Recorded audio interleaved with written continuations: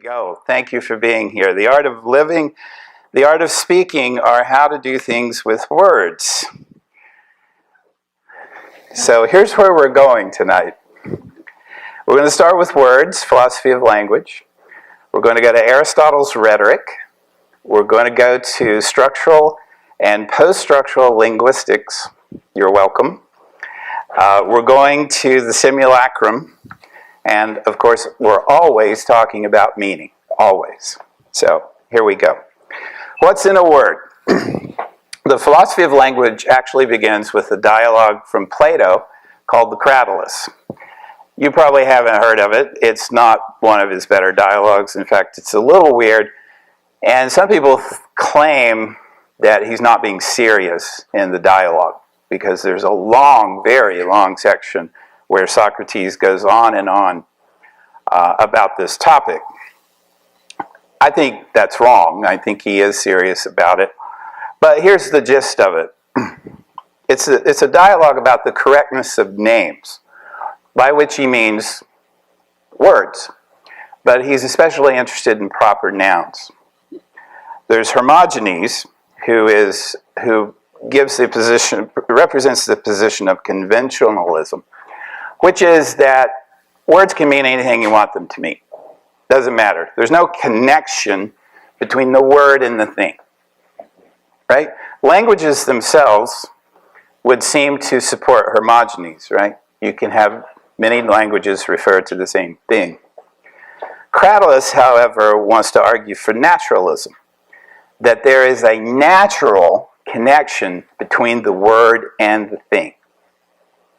This seems odd, unless you're Plato, because Plato is invested in the forms. Let me put it the other way. Plato is invested in the things of the world having connection to the ultimate reality of the forms. And the forms are these perfect representations of things. And ultimately, the whole world of the forms, I can't even say universe because it's not really that.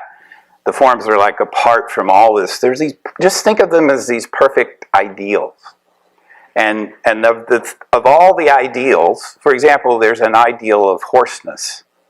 So when you see a horse, what you're seeing is a pale reflection, an imperfect reflection of hoarseness, the form hoarseness. But the major forms are goodness, truth, and beauty, and the highest form is the good. Okay. Well, if that's your position, then words have to have a naturalistic or metaphysical connection to the thing. They have to, right?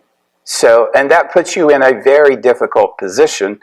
I would say an untenable position, but that's Plato's position in the Cratylus, is this kind of limited naturalism, where the word has a connection to the thing.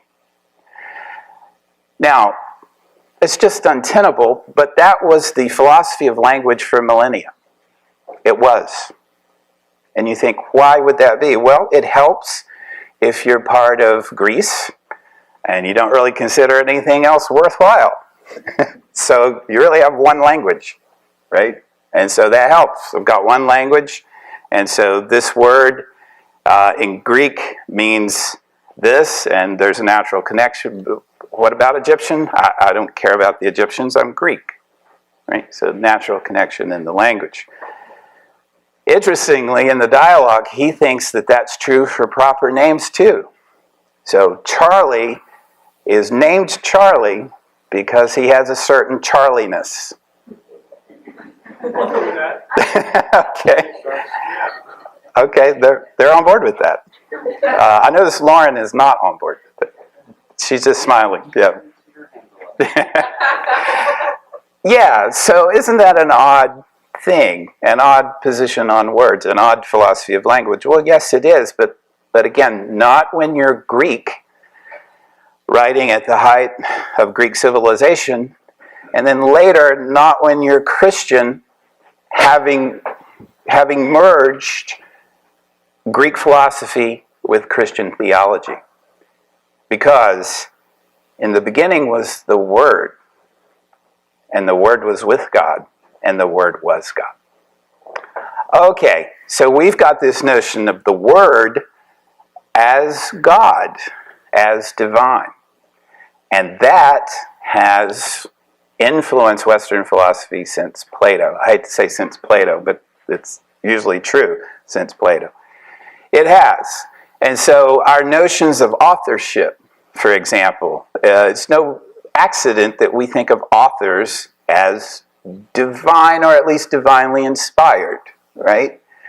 Because they're producing the Word, right? And so your job as a listener reader is to understand the message of the author, the divine author perhaps, or at least a divine-like author who's giving you this message. So messages, the word, language has in Western thought been really strange based on these assumptions in the Cratylus and in Christian theology. All right, and this was picked up in the 20th century by a philosopher named Ludwig Wittgenstein. And it was called, actually, it comes from Augustine, St. Augustine, but he picked up on it. He was an analytical philosopher in the Tractatus Logico-Philosophicus, and analytical philosophers are not very much fun. They're just about trying to find true propositions.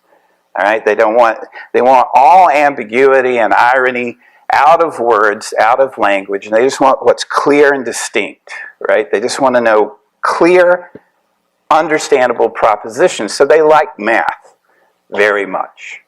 And they kind of want to make philosophy mathematical.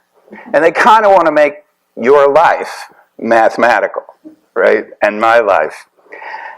So Wittgenstein and some of his comrades in the Vienna Circle and such said that words have meaning only in relation to empirical facts.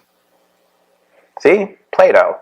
Different version of Plato in the Cratylus, but still, same thing. Words connected to the thing. And Wittgenstein and his comrades said, a proposition, a philosophical proposition, that is a philosophical statement, is a picture of reality. Or, if it's not, it's useless. Useless. Well, this presents a whole host of problems, right? So, for example, we just don't use language that way. We just don't. So, for example, if you say the man in the moon does not exist, is that a true statement? There's no correspondence to reality because you're denying the reality of something.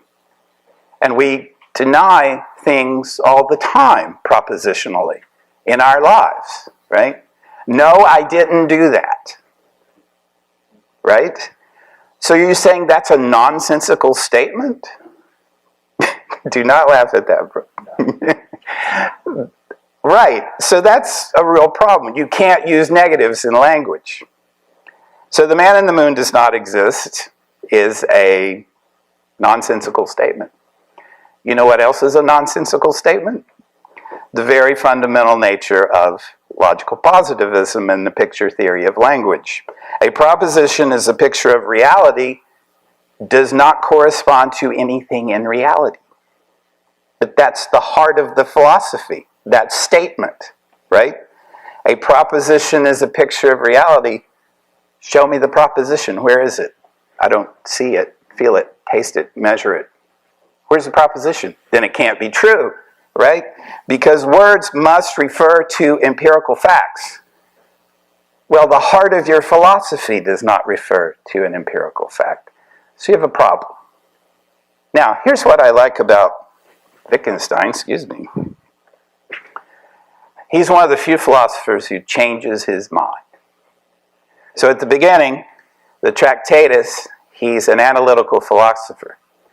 At the end of his life, you can see he's aged some there, he is a philosopher of language. This comes in the Philosophical Investigations, where he talks about, it just changes completely. And he says meaning is use. The meaning of words is how we use them, right? Okay, so now he's kind of a pragmatist. He's gone to the other side here, where words are part of games. In fact, he calls them language games. Okay, now that's pretty interesting, isn't it? So what is a game? He means game in the theoretical sense. Game is something that uses arbitrary rules in a certain space and time, right? So go out to Dodger Stadium tonight and put on a glove, really? Okay. Put on a glove and just try not to follow the rules. So for example, go after the pitcher with your bat. That's not in the rules, and they will stop the game, right? Same thing on a basketball court. It's actually sacred space and time. It's a separate space and a separate time in which arbitrary rules apply. And they're arbitrary, but they're very real. So, for example, if you're Steph Curry and you sell your mouthpiece, that's going to cost you $50,000 because you broke the rules of the game. Wittgenstein says that's how language works. It's arbitrary, it's artificial, but it's real. Meaning that the rules apply, right? So, I could very well break the rules up here, and you would know it immediately, and I'm not going to, so don't ask me to, Charlie, but you know what I mean. There are any number of ways I could break the contract we have, break the rules of this game. But I'm not going to. But that's how language works according to Wittgenstein. Now notice the distance we've traveled. We've traveled from just in Wittgenstein, we've traveled from basically a mathematical proposition about how language works to games, to play. Remember that. Wittgenstein is a precursor for what's to come. What's to come? Words are not words, they are signs. I'm sorry for all the old white men tonight. I know, but yeah, all right. Ferdinand de Saussure, Swiss linguist, early 20th century, great mustache though, says that we shouldn't think of words as words at all. We should think of them as signs, as indicators. And what is a sign then? Well, he says a sign is this. The sign is made up of two parts. It's the signifier plus the signified. I know, just bear with me a little bit. The signifier is the material object. So when I say object, it's made of sound, right? So that's a signifier. The signified is what happens in your mind when you hear or experience or see the object, right? So mental concept is signified. Material reality, words on paper or words spoken, that's the signifier. Okay, so what? Well, the so what is that signs, signifiers and signifieds together, are completely arbitrary and unmotivated. What does he mean by that? He's taking on Plato. Finally, in 1920, whatever this is, finally, someone is saying, Plato was wrong. These signs have no natural connection to their reference. He called them reference. Just think of things. There's no natural connection between the sign and the thing. How then do words make meaning? Do signs make meaning? He says meaning is generated through difference. Difference. Stay with me. This is structural linguistics, but it's going to pay off, I hope. Okay. Who mocked me? Was that you, Margot? Okay. All right. So, so let me tell you a little story. So I have keys to the university. Now, we got these not too long ago. We rekeyed the place. And so I have to get into a lot of places, and you notice they're not marked. The easy thing would be to mark them, I know, but I didn't do that. But I can tell where the keys go. I can tell this mainly because of their difference. So, for example, I know that this big square key goes to the bookstore. I know that beside the gold square key are my office keys, which are silver and gold and of two different kinds. One's a Slage, one's a Quickset. And then next to that, I see the library keys, etc. There's no connection here. I'm not putting the keys in the locks right now. It's the difference that's making them me. Now, sure enough, eventually the key has to go into the lock, but that's another story. Hold off on that. The difference is what matters here. The difference between the keys. If these were all the same keys, I'd have to go through them all every time, right? Because there was no difference. Imagine a deck of cards, all two of clubs. What are you going to do in that system? Not much. There's no difference within the system. Meaning is gained through the difference in the system. We actually talked about this in Meanings of America with the immigrant nation, the structure of difference, but we can come back to that if you want. Think about a traffic light. Well, if a traffic light was just green, green, green, it would be like LA, I know. Right? So even if you've got three spots, it's still green. The point being that difference is how things mean. Even if there's a referent, even if ultimately the key goes in the lock and it works, the function of the sign, whether it's keys, cards, or traffic lights, is difference. So what's important is not the referent, not the actual lock, not the real thing in the world, like Plato said, but within the system, the difference. All right? Hang on. Because another great hair guy, old white guy, Jacques Derrida, French philosopher, comes along and introduces something called post-structuralism. Maybe you heard of it. Post-structuralism. So Saussure is structuralism, meaning he argues that linguistic meaning occurs through this structure of difference between signs. Derrida comes along and says, you know what? Saussure was right, he just wasn't right enough.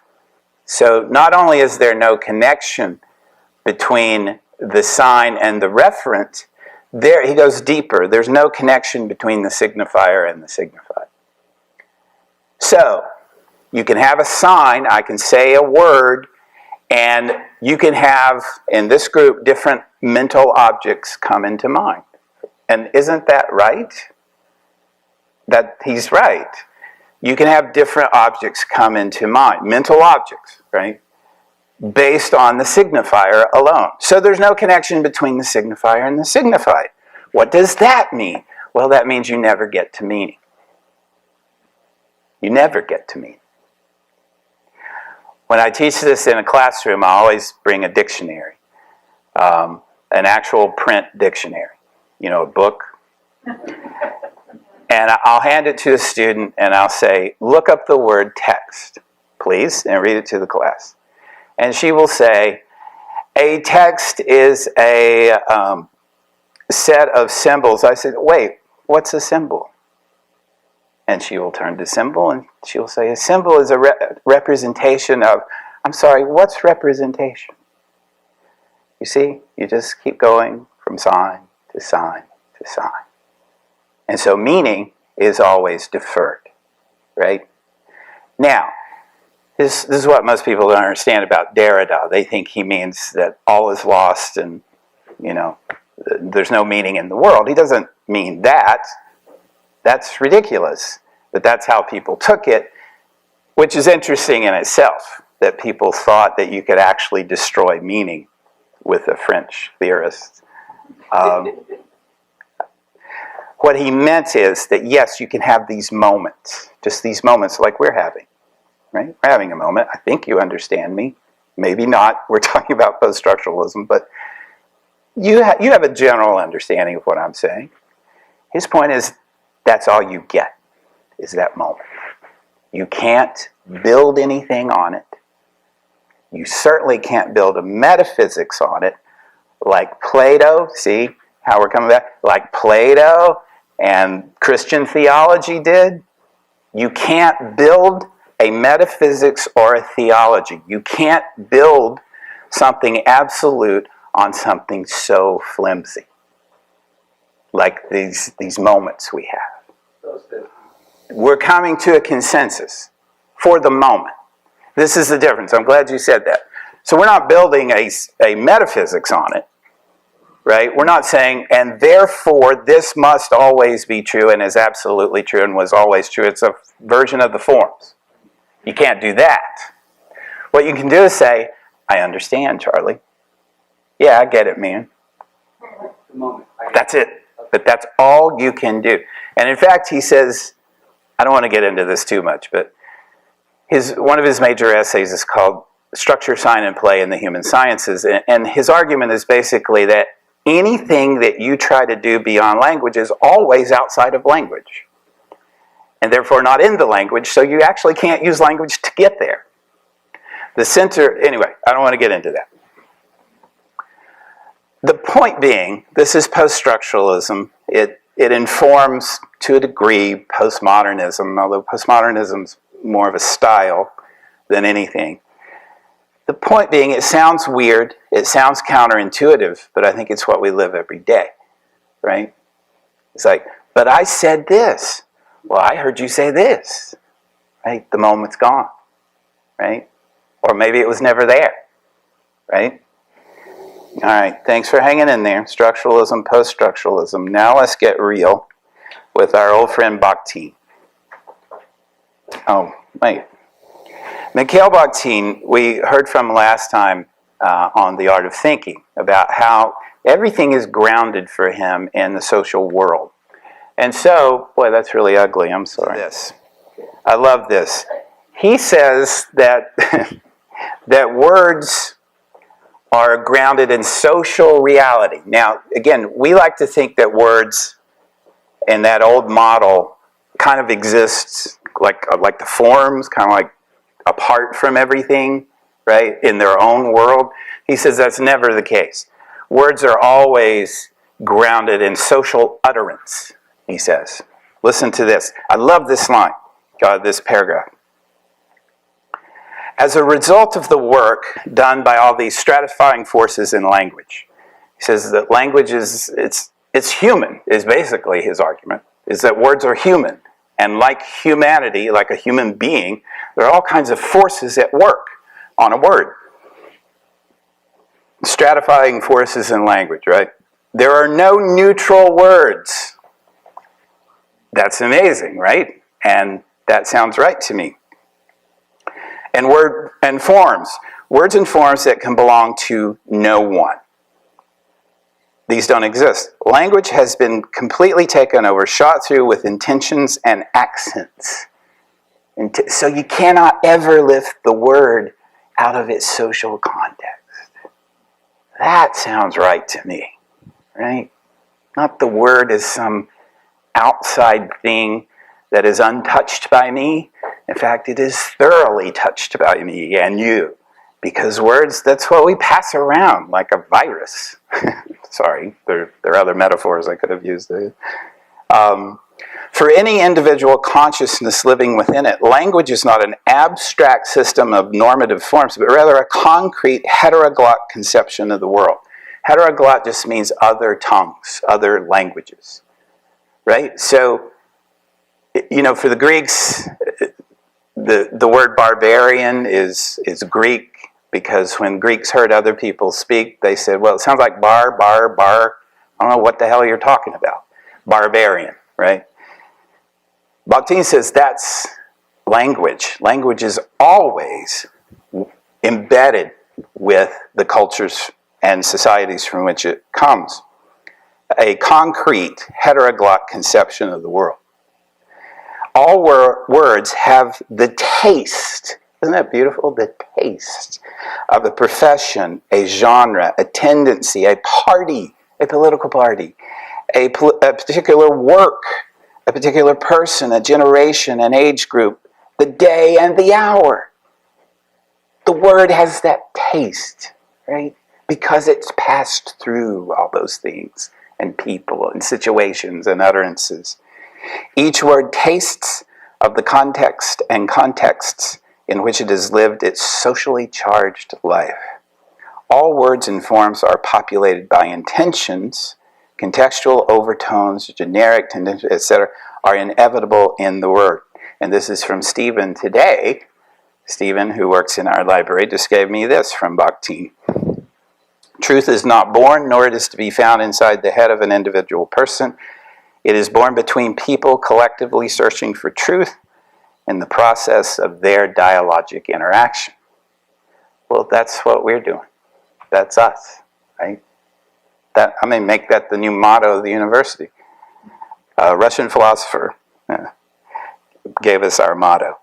It is born between people collectively searching for truth, and I would say never finding it, if you understand truth as something outside of yourself, in the process of their dialogic interaction. So for Bakhtin, a word never exists alone. Even if you pull a word out of a text and hold it up, that word has a history. It's been through so much, right? And you can taste it when you use the word. You can taste all those contexts in which it's been. And the contexts are almost infinite. All right, let's go now to rhetoric. All right, so it's interesting that in the art of living, we're actually doing the trivium, which was the curriculum for the first universities that were established in the Middle Ages. Grammar, rhetoric, and logic. Right? So grammar, how to write words, basically. Logic, which is what we did last week, the art of thinking, although they would have done it very differently. And now rhetoric, how to do things with words. So the difference, this is Aristotle. And you've already seen last week the difference between Plato and Aristotle. You may know the Raphael painting of the School of Athens. Big landscape portrait and Athens in the background, and Plato and Aristotle are right in the center.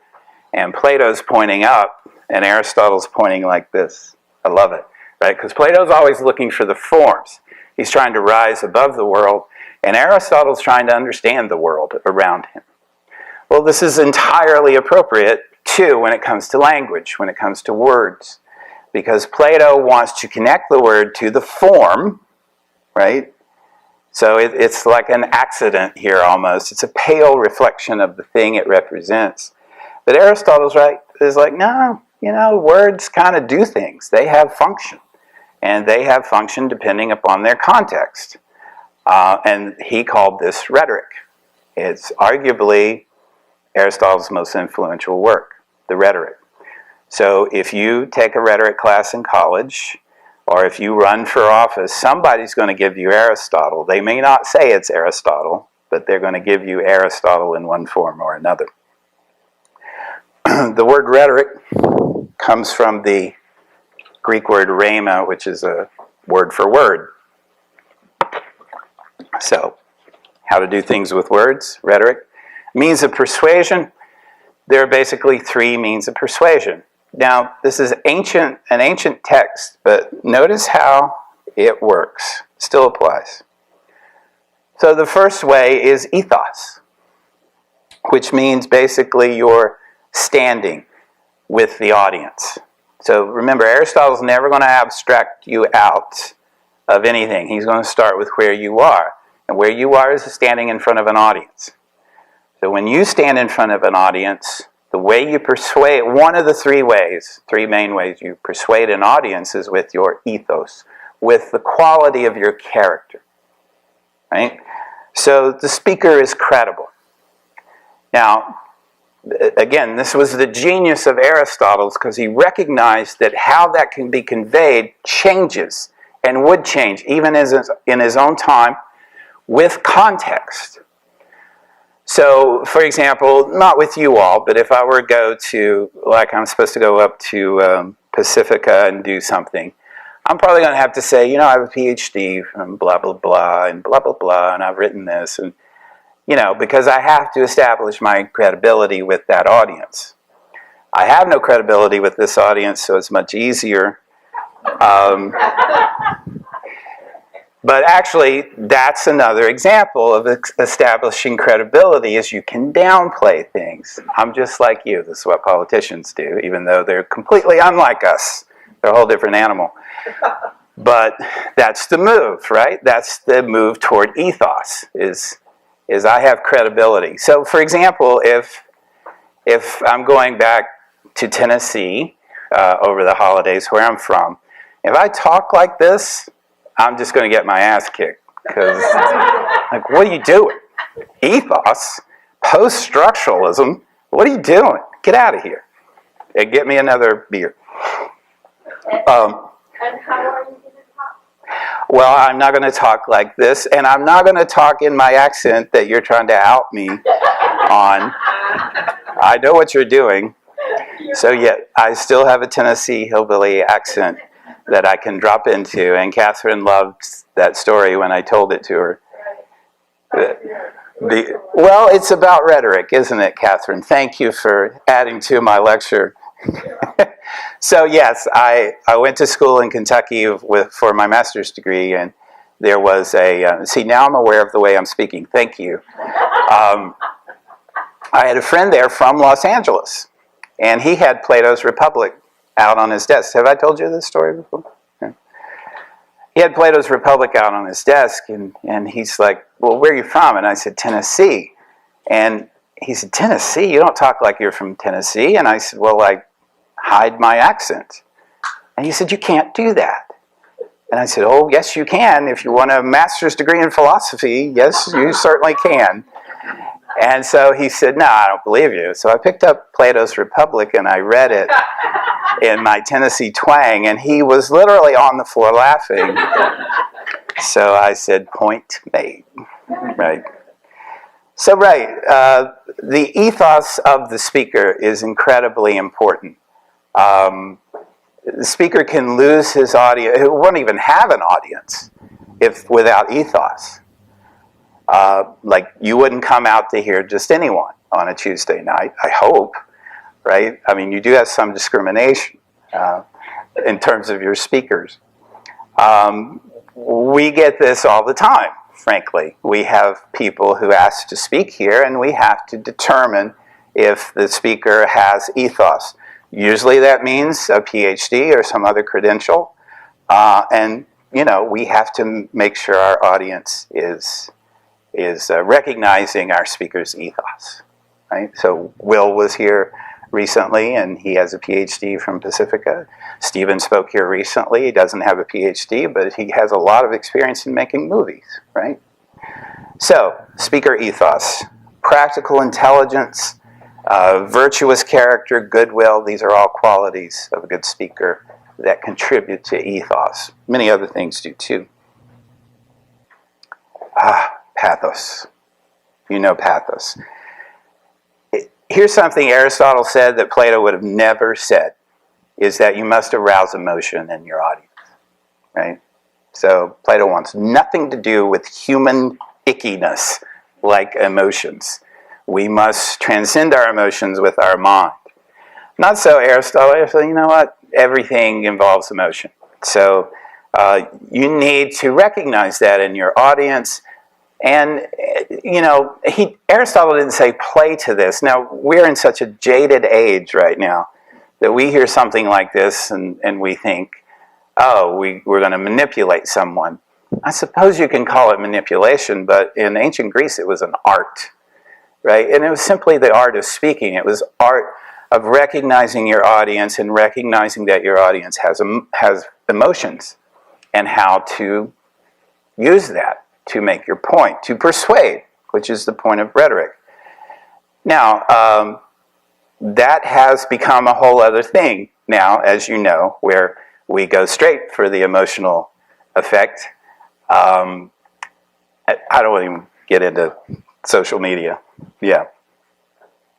Aristotle's longest chapter, I believe, in the rhetoric is about all the emotions and what you do to manage them in your audience. I'm going to have to read that, by the way, for you all. and then logos. This is what we talked about last time, right? So this is the argument. And we talked about this, induction and deductive reasoning. But Aristotle said that what we really use, what we all use, professional speakers, public speakers, everyday life utterances and situations, is the enthymeme. So I think you should feel free to use this word with your friends in another context. Point out an enthymeme when they're using it. And say something like, awesome enthymeme, dude. What's an enthymeme? Well, you remember a syllogism, right? General premise, particular premise, and inescapable conclusion. All men are mortal, general premise. Socrates is a man, specific premise, Socrates. Therefore, Socrates is mortal. Okay. An enthymeme is that three-part syllogism with one of the premises, or sometimes the conclusion, suppressed. You use it all the time. Listen.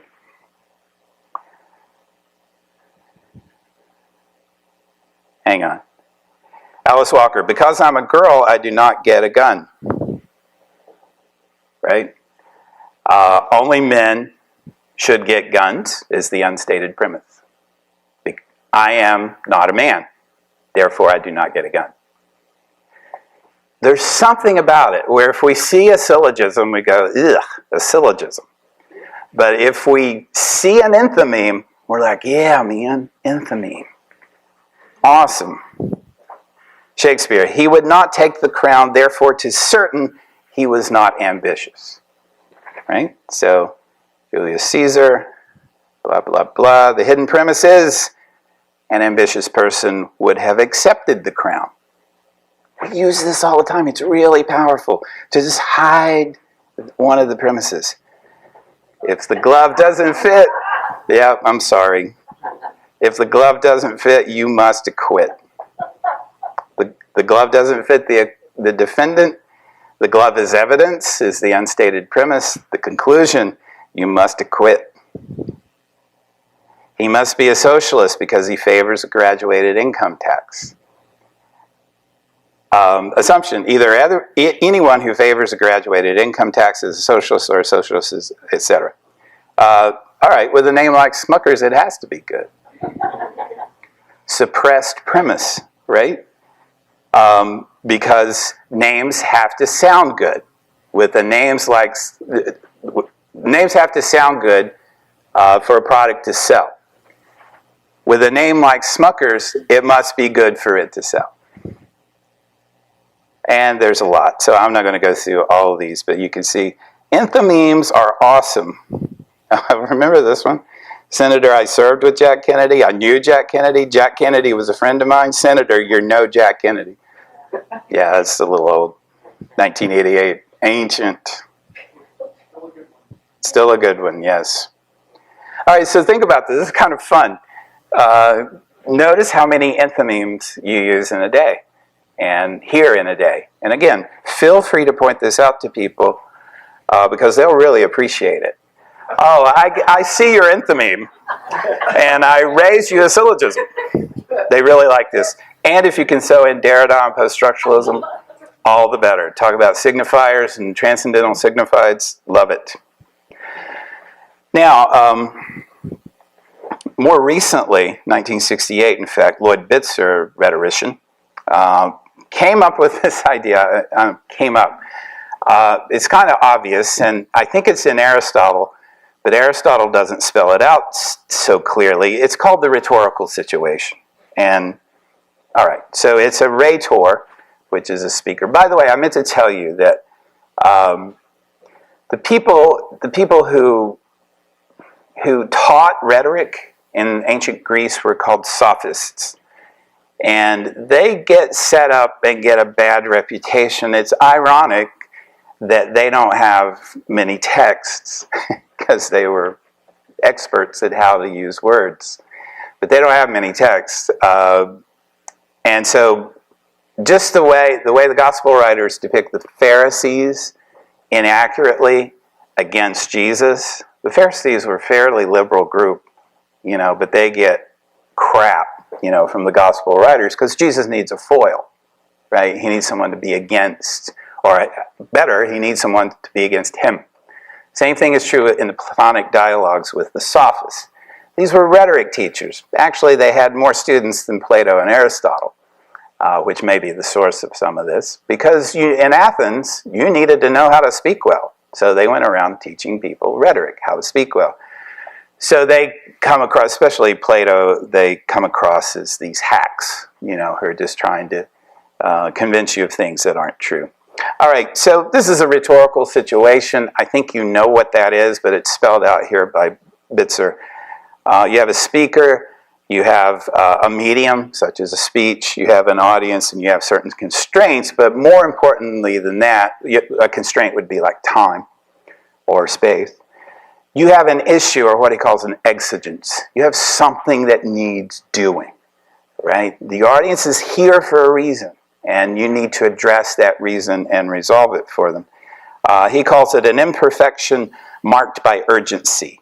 It is a defect, an obstacle, something waiting to be done, a thing which is other than it should be. All right.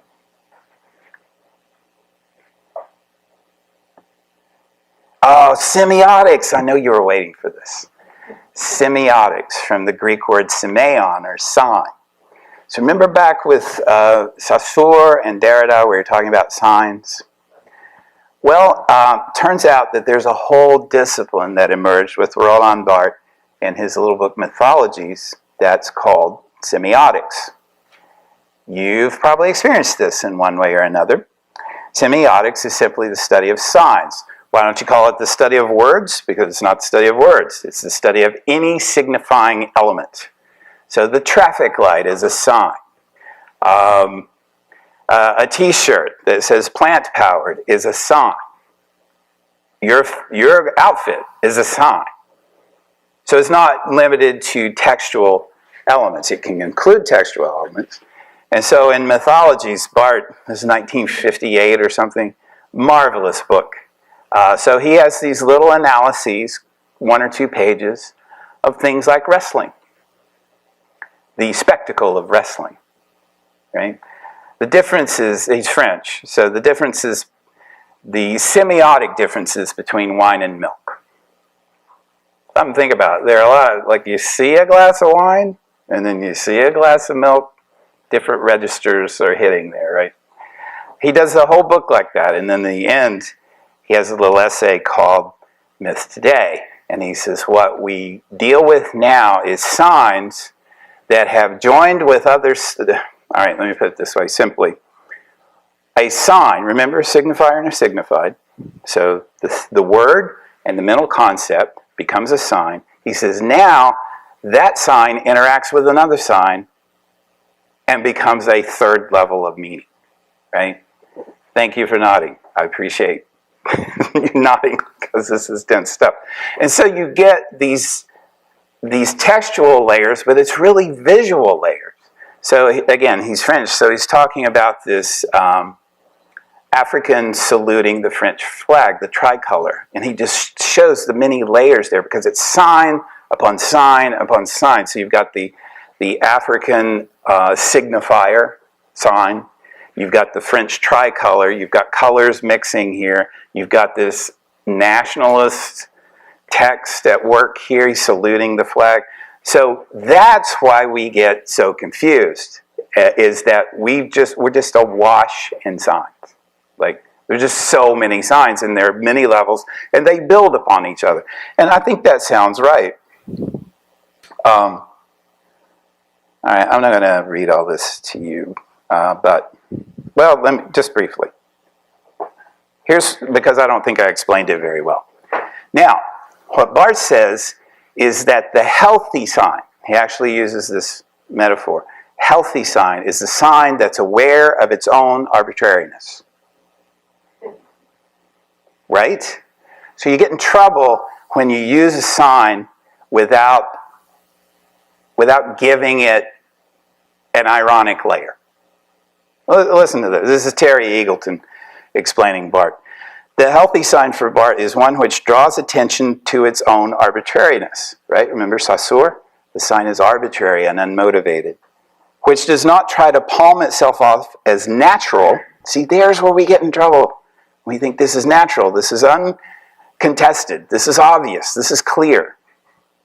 But which, in the very moment of conveying a meaning, communicates something of its own relative artificial status as well. Signs which pass themselves off as natural, which offer themselves as the only conceivable way of viewing the world, are by that token authoritarian and ideological. It's one of the functions of ideology to naturalize social reality. Remember in Meanings of America, we kept coming back to this. Myth transforms history into nature. Myth transforms the way things happened to be into the way things must be. And that is a huge move. That's a huge power move, right? Saluting the flag or agreeing that Western democracy represents the true meaning of the word freedom becomes the most obvious, spontaneous responses in the world. Ideology, in this sense, is a kind of contemporary mythology. There's a neo-Marxian critic named Louis Althusser who introduces this concept of interpolation that actually plays on Barth's work, where he says, he says, we subject ourselves to these signs that present themselves as absolute. We do that. For example, he says, walking down the street and a cop says, "Hey, you," and you turn around, right? So we submit ourselves to the tyranny of these signs, because you can mean anything. Why does it mean you? You make it mean you, right? You subject yourself to the tyranny of that sign. All right. I love this. Barth. The cultural work done in the past by gods and epic sagas is now done by laundry detergent commercials and comic strip characters. That's the mythology now. This is the genius of semiotics, is it takes that whole sense of the canon and sense of great books out of it and says, you know what? A laundry detergent commercial is functioning the same way as Homer's Odyssey. Pretty interesting, right? You will probably find it interesting that Roland Barthes was run over by a laundry truck and killed. Because he didn't watch the signs. Yes. Yes. All right, we're almost done. Thank you for hanging in there. But now it's time to enter the matrix. So, Jean Baudrillard, simulacra and simulation, where signs now replace reality. Remember where we started. We started with words in Plato's Cratylus, words as pale imitations of the thing, but still connected to the thing. Now with Jean Baudrillard in 1988, I want to say, simulacra and simulation, he says this: we live with signs only. Jacques Derrida said something very much like this. He said, there is no outside text. There is no outside text. And it's hyphenated, outside text. Because if there is, we come up against this all the time, if there is, you must talk about it using words, using signs. So you can't get out of the sign system. Baudrillard finally culminates this whole process and says signs replace reality. So he begins his book Simulacra and Simulation with this Borges short story. Any fans of Borges here? Yeah, I thought you might be, David. So this is an entire short story right here, this paragraph. And I'm not going to read it for interest of time, but basically it's the story of, I may have mentioned it before, it's the story of some cartographers in an ancient land. And they decide they want to make the best map available. Right? And so they make a map and they're like, not quite right. Because we want the map to do what? Represent reality. So it's a sign, right? So they keep making the map and they keep making it bigger and bigger and bigger. And eventually the map covers the territory. That's the perfect map, isn't it? Where it covers the territory. It's an exact point-by-point correspondence. Perfect map. Where'd the territory go? Well, it's underneath the map, but we don't really know that anymore, do we? Because it's gone. So here's what he says. If we were able to take as the finest allegory of simulation the Borges tale, where the cartographers of the empire draw up a map so detailed that it ends up exactly covering the territory, this fable would then have come full circle for us, and now has nothing but the discrete charm of second-order simulacra. Abstraction today is no longer that of the map, the double, the mirror, or the concept. Simulation is no longer that of a territory, a referential being, or a substance. It is the generation by models of a real without origin or reality, a hyperreal. And this is his, you may have heard of hyperreality, it's his phrase, word. The territory no longer precedes the map, nor survives it. We live in the simulacrum. We live in the matrix. You may know that this is the text, the philosophical text that was the basis of the film The Matrix, Jean Baudrillard's Simulacra and Simulation. It is the map that precedes the territory, the precession of simulacra. It is the map that engenders the territory, creates the territory. And if we were to revive the fable today, it would be the territory whose shreds are slowly rotting across the map. It is the real and not the map whose vestiges subsist here and there in the deserts which are no longer those of the empire, but of our own, the desert of the real itself. Or, as he famously puts it, and probably best puts it in the epigraph to the book, the simulacrum is never that which conceals the truth. It is the truth which conceals that there is none. The simulacrum is truth. Ecclesiastes. And poor people read this and think that this is actually a quote from the Bible. Ecclesiastes, which it isn't. But it doesn't matter, does it? Because his point is made. The simulacrum is true. He goes on to say, and I won't inflict any more of this on you. He has a great piece on Disneyland. Let me just read you the Disneyland thing, because we're here. We should do Disneyland. Disneyland is presented as an imaginary. It's presented as an artificial place in order to make us believe that the rest of the world outside of Disneyland is real. Whereas all of Los Angeles and the America that surrounds it are no longer real, but belong to the hyperreal order and to the order of simulation. It is no longer a question of a false representation of reality, ideology, but of concealing the fact that the real is no longer real, and thus of saving the reality principle. He also says that once you lose the real, once the map covers the territory, and once you participate fully in that hyper-reality, you know what emerges, he says? Nostalgia. Right? Because you know you lost something, but you can't find it because it's beneath you. It's beneath your simulation. Again, the Matrix. He has this wonderful depiction of how this process works. So I just want to read that and then we'll wrap up quickly. Such would be the successive phases of the image. An image, an icon, a sign. It is the reflection of a profound reality. Okay, that's Plato.